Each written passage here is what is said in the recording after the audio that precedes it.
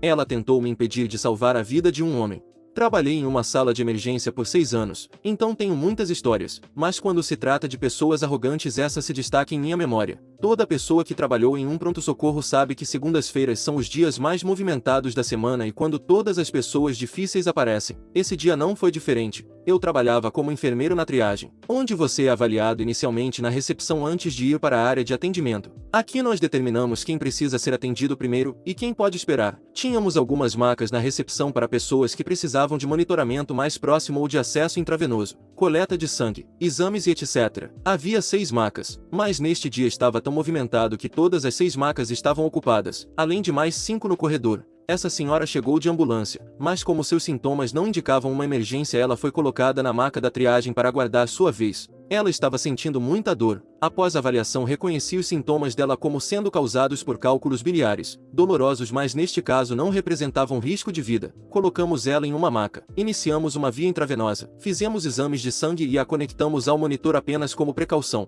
Alguns minutos depois, a Karen entra pela porta da frente. Ao vê-la sabíamos que ela causaria problemas. Ela tinha tudo, desde o tipo de sapato até o corte de cabelo, uma típica Karen rica. Quando ela viu que sua mãe ainda estava na recepção e ainda não tinha sido atendida por um médico, começou a gritar que conhecia o CEO do hospital e que todos nós seríamos demitidos se não levássemos sua mãe para ver um médico agora mesmo. Explicamos que a mãe dela tinha histórico de cálculos biliares e até mesmo ela estava dizendo que ela já havia sentido essa dor muitas vezes por causa dos cálculos. Explicamos sobre a grande quantidade de pacientes e que não havia salas disponíveis na área de atendimento, mas que a levaríamos de volta assim que pudéssemos. Eventualmente ela se acalmou um pouco, mas ainda estava agitada. Cerca de 1 hora depois, outro paciente chega e é colocado na maca ao lado da Karen e sua mãe. Esse paciente tinha queixas preocupantes, mas na avaliação inicial não conseguimos encontrar nada de errado. Como enfermeiro aprendemos a sempre confiar em nosso instinto. Quando seu instinto dispara um alarme, você escuta. Algo nesse paciente estava fazendo soar os alarmes em minha cabeça, mas todos os sinais vitais dele estavam normais e eu não tinha evidências sólidas para considerá-lo uma emergência. O conectei ao monitor e fiquei de olho nele bem de perto,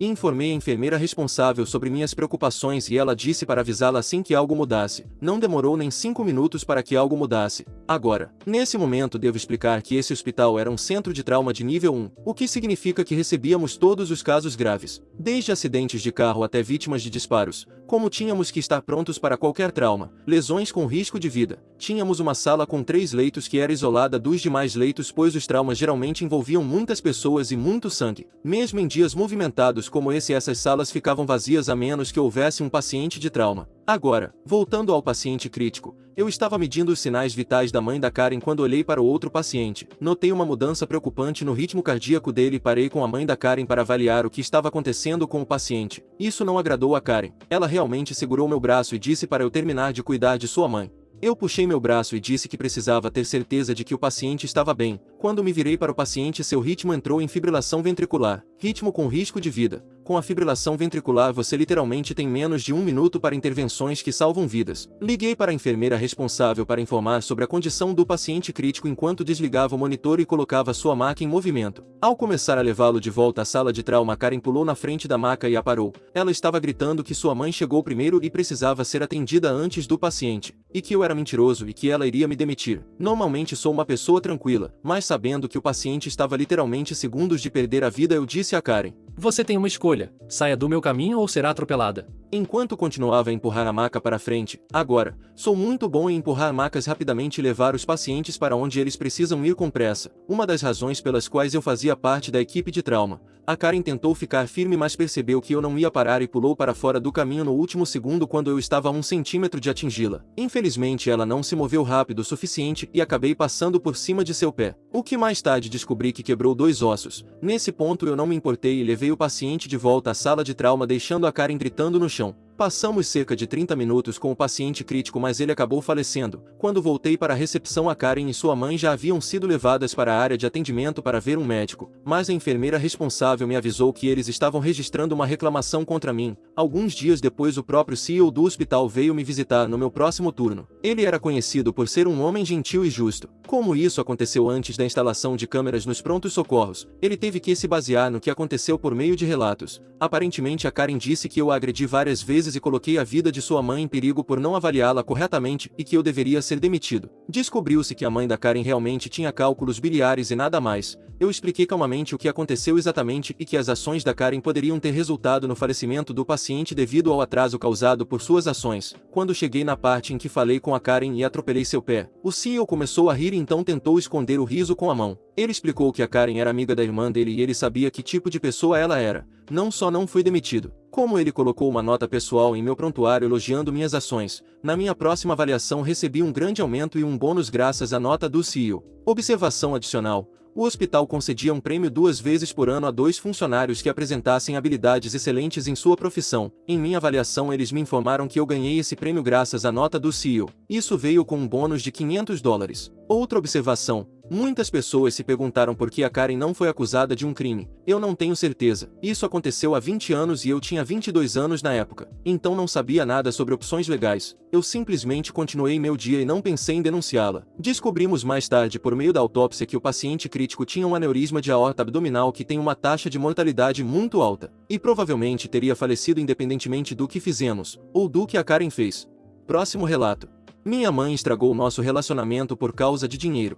Tenho 54 anos e minha mãe tem 73. No verão passado minha mãe ficou 2 dias na minha casa porque o ar-condicionado dela parou de funcionar. Nós moramos na Louisiana. Fui até a casa dela e o termômetro marcava 98 graus. Ela chamou um técnico, e ele disse que ela precisava de uma unidade nova e que poderia consertá-la no dia seguinte. Ela perguntou quanto custaria, e ele disse $3.000. Eu disse a ela que poderia emprestar o dinheiro, mas que seria um empréstimo pois eu realmente precisava dele de volta. Ela concordou então escrevi o cheque. Em outubro ela me pagou $300 e no final de novembro ela me pagou mais $300. Minha mãe está esperando uma indenização do seguro, e me disse na semana passada que talvez não receba nenhum valor. Então eu disse a ela que faria um cronograma de pagamentos para que ela pudesse me pagar de volta. Digitei um cronograma com parcelas mensais de $300 pelos próximos 8 meses. Entreguei o cronograma para minha mãe. Ela olhou para ele, rasgou o papel e jogou na minha cara. Quando disse a ela que aquilo foi muito rude, ela admitiu que sabia e que fez de propósito. Em seguida ela saiu furiosa da minha casa e disse que não me devia nada pois ela me deu a vida e ainda bateu a porta de vidro. Meu primeiro pensamento é dizer que nunca mais vou falar com ela até que ela peça desculpas ou simplesmente nunca mais falar com ela. A propósito, ela estava usando roupas novas, sapatos novos, cabelo recém-arrumado, unhas e etc. quando a vi. Próximo relato.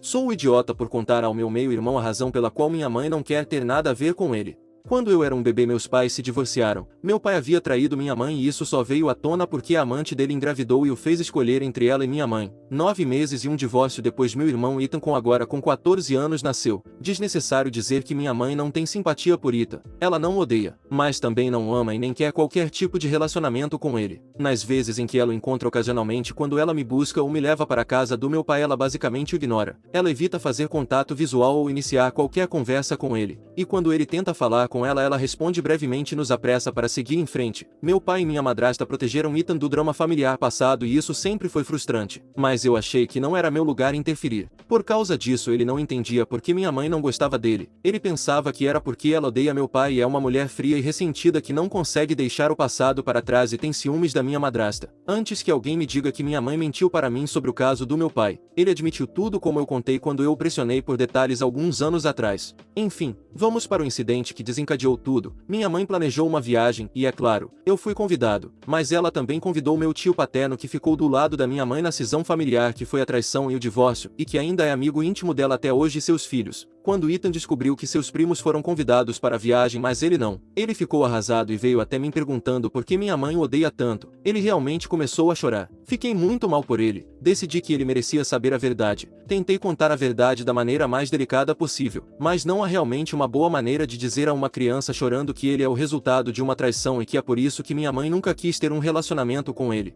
O lado bom é que ele parou de chorar e não ficou mais bravo com minha mãe. O lado ruim foi que ele ficou realmente irritado com os pais dele. Bem, eu tive que partir para a viagem e meu pai e madrasta não param de me ligar. Eles estão furiosos comigo por contar antes que ele estivesse pronto. Eu avisei minha mãe sobre a situação e ela me disse que isso foi um pouco sacana porque eu soltei uma bomba e os deixei para limpar a bagunça. Ethan não é exatamente emocionalmente maduro, e considerando a fúria em que o vi por último, eu também não gostaria de lidar com essa confusão. Agora estou pensando que talvez eu tenha minado a forma de educar do meu pai e madrasta, e talvez devesse ter pelo menos esperado até depois de voltar para ajudar a evitar a implosão que está acontecendo em casa. Então, sou uma idiota por isso.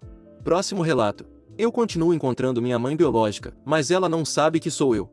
Ela me teve quando tinha 14 anos e eu fui dado para adoção. Meus pais me contaram sobre ela enquanto eu crescia. Ainda guardo a carta que ela me escreveu pedindo para que me entregassem se eu quisesse. Às vezes é louco ler isso e saber que foi uma criança literal quem escreveu, dizendo que ela sente muito por não poder ser minha mãe, mas espera que eu esteja feliz. Ela estava aberta a ter contato, mas nos mudamos por causa do emprego do meu pai quando eu tinha 11 anos e depois parecia impossível encontrá-la, mas por sorte encontrei. Ela está trabalhando neste pequeno restaurante e eu continuo indo, mas ela não sabe que sou eu. Conversamos às vezes e ela parece uma senhora simpática. Às vezes quando ela diz algo como "Você quer mais, querido?" ou usa outro termo assim, quero contar a ela. Não sei por que isso me deixa nervoso. Conversamos às vezes e ela parece ser muito autêntica. Se não estiver muito ocupada, ela está mais disposta a falar sobre coisas aleatórias. Eu literalmente dirijo 2 horas para vir comer neste lugar só para vê-la. E parece que ela já me conhece porque estou lá 1 ou 2 vezes por semana nos últimos 3 meses. Então ela sempre me cumprimenta com um grande sorriso. Mas cara, se ao menos ela soubesse.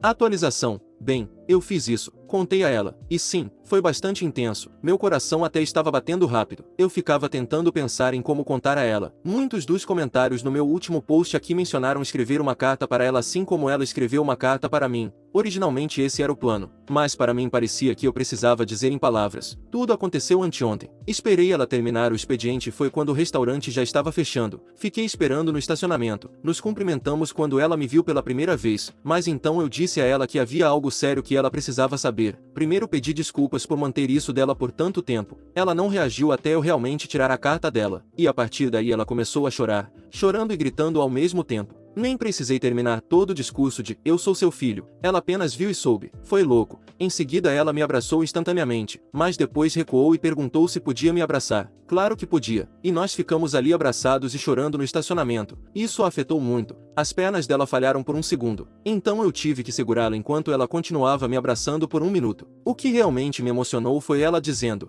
"Olhe como você cresceu." Além disso, ouvi-la chorar me fez chorar também. Ela voltou para abrir o restaurante. Ela não aceitou um não como resposta. Tomamos café. Comemos uma fatia da torta deles lá dentro e conversamos. Conversamos sobre tanta coisa. Ela me disse que na segunda vez em que eu fui ao restaurante ela teve um pressentimento. Mas para ela era difícil acreditar que era eu. Então aquele pressentimento dela foi reprimido. Porque ela me contou que durante anos após minha adoção ela via crianças que teriam a minha idade e costumava pensar que eram eu. Então ela chorava em público. Isso afetou muito a mente dela e a deixou deprimida. Então ela não queria fazer o mesmo quando me viu, criando esperanças como aquelas. Ela disse que eu pareço muito com o meu pai biológico quando ele era mais jovem. Também conversamos sobre ele. Eles mantiveram contato um com o outro caso eu entrasse em contato com um deles para que fosse mais fácil entrar em contato com o outro. Eu não tinha esperança de encontrar meu pai biológico já que ele nunca foi mencionado. Então fico feliz que ambos tenham planejado esse cenário futuro. Ela me contou como eles queriam me manter. Especialmente meu pai biológico. Ele não queria que eu fosse adotado, mas ele sabia que eles tinham que fazer isso porque eram apenas crianças. Levou muito tempo para ele superar isso depois que eu nasci. Por isso ele não deixou nada.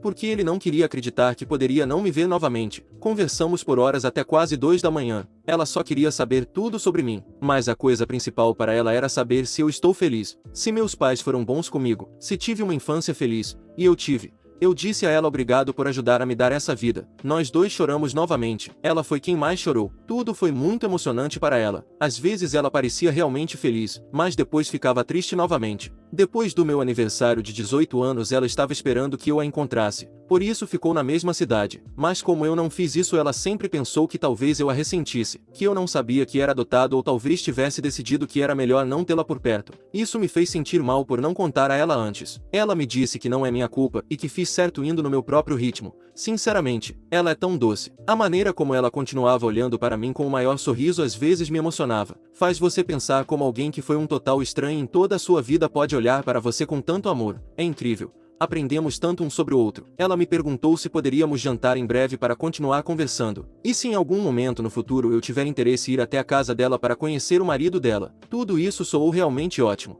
Trocamos números. Depois que saí ela me enviou uma mensagem de texto me agradecendo por dar a ela esse presente que ela não sabia se um dia chegaria. Minha namorada veio e me abraçou enquanto eu chorava. Eu não estava triste a propósito. Eram lágrimas felizes. Tudo correu melhor do que eu esperava. Ainda havia coisas emocionalmente pesadas. Mas estou feliz por termos conseguido nos abrir um para o outro.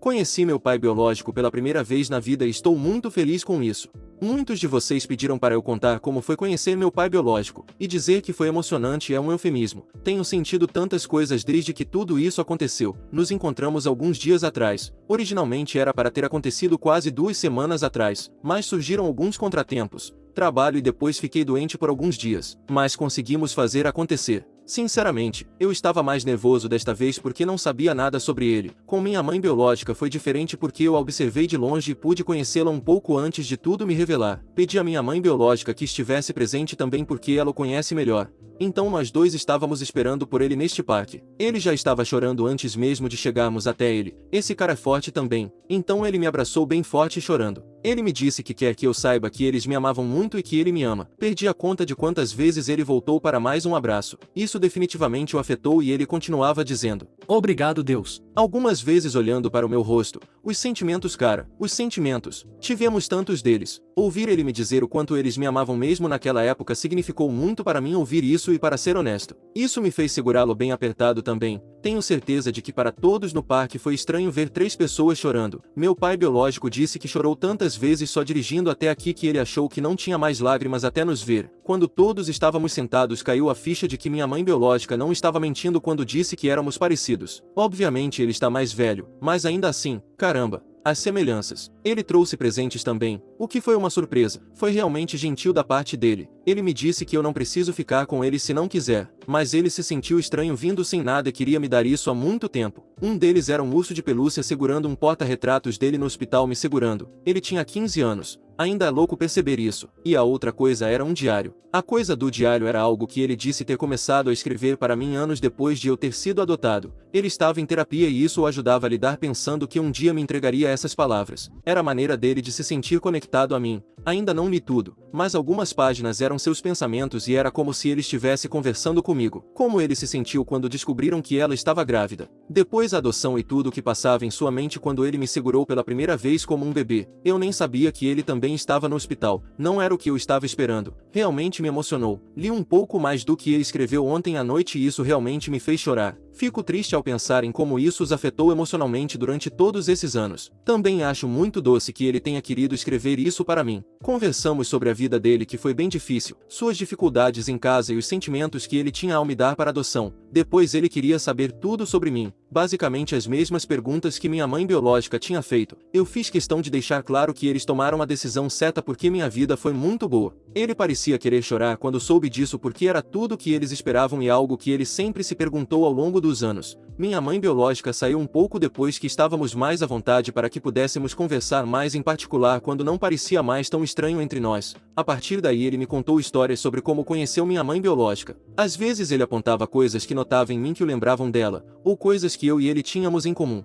Exemplo, eu amo comer manga. Eu poderia comê-las o dia todo e foi isso que comprei quando compramos lanches no parque. Ele me contou que minha mãe biológica era obcecada por mangas antes mesmo de engravidar, e durante a gravidez ela tinha ainda mais desejo por elas. São informações interessantes de se saber mesmo que sejam coisas aleatórias. Ainda assim são coisas que temos em comum e temos muitas outras. Ambos gostamos de fazer trilhas, jogar sinuca. Ele foi nadador na faculdade e eu fiz parte de uma equipe de natação no ensino médio. Ambos amamos rock, especialmente os anos 90. Meu pai biológico foi muito aberto ao compartilhar tudo. Ele realmente estava se preparando para esse encontro. Ele esperava que isso acontecesse e orava todos os dias para me ver novamente porque tinha tantas coisas que ele queria me dizer. No geral foi um primeiro encontro muito bom. Estou feliz com como tudo aconteceu. Ele está aberto à ideia de conhecer meus pais adotivos. Depois que eu contei a eles tudo isso porque eles definitivamente querem conhecer meus pais biológicos novamente se eu estiver confortável com isso. E obviamente se meus pais biológicos também estiverem. Vamos ver quando isso acontecerá. Não sei como vou me sentir. Eles se conheceram antes mesmo de eu nascer, mas eu nunca estive no mesmo lugar. Então será interessante.